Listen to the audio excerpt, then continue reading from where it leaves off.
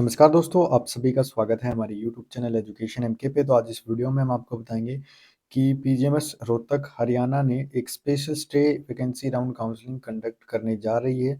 तो जो भी बच्चों को सीट अलॉट नहीं हुई थी, जो इस बार का सीईटी के एग्ज़ाम के बेसिस पे BSc nursing, post basic nursing, MSc nursing, NPCC और पैरामेडिकल कोर्सेज, बीपीटी और एमपीटी कोर्सेज में जो एडमिशन लेना चाहते थे बच्चे, जिनका एडमिशन नहीं हुआ था फर्स्ट सेकंड थर्ड मूवअप और स्टे राउंड जो काउंसलिंग आपकी कंडक्ट करवाई गई थी पीजीएमएस रोहतक के, उनके लिए एक आखिरी मौका है एडमिशन प्राप्त करने का इसी 2024-25 सेशन में। तो उसके रिगार्डिंग जो नया नोटिस है उसके बारे में सारी जानकारी आपको देंगे कि किस हिसाब से क्या शेड्यूल है और कौन कौन से बच्चे इसके लिए एलिजिबल हैं पार्टिसिपेट करने के लिए काउंसलिंग में, किस प्रकार से आपकी काउंसलिंग होगी और कितनी सीटें और किन किन कॉलेज की वैकेंट है वो भी आपको बताएंगे डिटेल में। तो चलिए दोस्तों, वीडियो स्टार्ट करते हैं। चैनल पर नए हैं, चैनल को जरूर सब्सक्राइब कीजिएगा, बेल आइकन प्रेस कीजिएगा। सबसे पहले जिन स्टूडेंट्स ने पहले से रजिस्ट्रेशन नहीं कर रखा है, तो वो स्टूडेंट्स रजिस्ट्रेशन कर सकते हैं आज और कल, 2 दिनों का उनके पास टाइम है। 26 जनवरी तक वो रजिस्ट्रेशन चॉइस फिलिंग कर सकते हैं। तो कौन-कौन से बच्चे इसके लिए जो रजिस्ट्रेशन कर सकते हैं, जिन्होंने पहले पार्टिसिपेट किया है किसी भी राउंड काउंसलिंग में और उनको कोई भी सीट अलॉट नहीं हुई है, वो सारे बच्चे दोबारा से चॉइस फिलिंग कर सकते हैं कल तक। और जिन्होंने पहले रजिस्ट्रेशन नहीं कर रखा वो रजिस्ट्रेशन कर सकते हैं।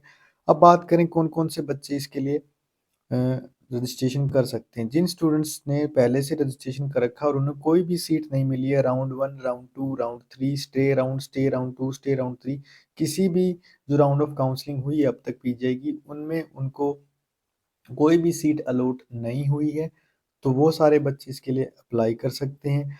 और जिन्हें पहले या दूसरे राउंड में सीट अलॉट हुई थी लेकिन उन्होंने ज्वाइन नहीं की, वो बच्चे भी इसके लिए अप्लाई कर सकते हैं। और जिन स्टूडेंट्स ने राउंड 1 में सीट्स जिनको अलॉट हो गई और राउंड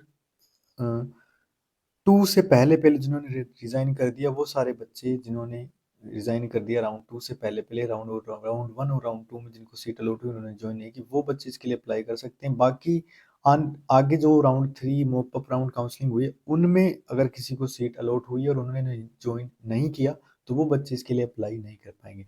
अब बात करें अगर सीट्स की, तो सीट्स आपकी प्राइवेट कॉलेज की अवेलेबल हैं आपकी।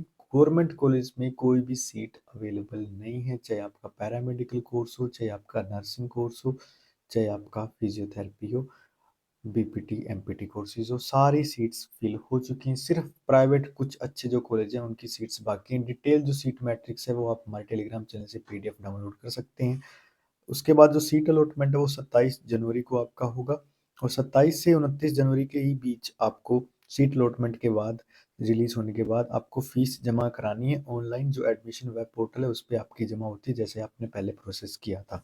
उसके बाद डॉक्यूमेंट वेरिफिकेशन होगा 30 जनवरी को सुसूत्रा ऑडिटोरियम पीजीएमएस रोहतक में। जिन जिन स्टूडेंट को सीट अलॉट हुई है और वो अपनी फीस जमा कर देंगे, उनका 30 जनवरी को आपका सीट अलॉटमेंट के बाद डॉक्यूमेंट वेरिफिकेशन होगा और 30 जनवरी को ही ऑन द स्पॉट आपकी ज्वाइनिंग हो जाएगी।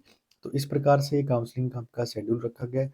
जो बच्चे सिर्फ गवर्नमेंट कॉलेज की जो कुछ सीट्स 5 से 10 सीटें बची हैं उनमें अप्लाई करना चाहते हैं, तो उन्हें सिर्फ 1000 रुपये की एक सिक्योरिटी अमाउंट जमा करनी होगी। और जो बच्चे government as well as private college की मैनेजमेंट कोटा सीट्स में भी एडमिशन लेने के इच्छुक हैं, तो उनको 5,000 रुपये सिक्योरिटी अमाउंट जमा करनी होगी। ये 5,000 रुपये अगर आपको सीट अलॉट होती है तो आपकी ट्यूशन फी में एडजस्ट हो जाएंगे आगे।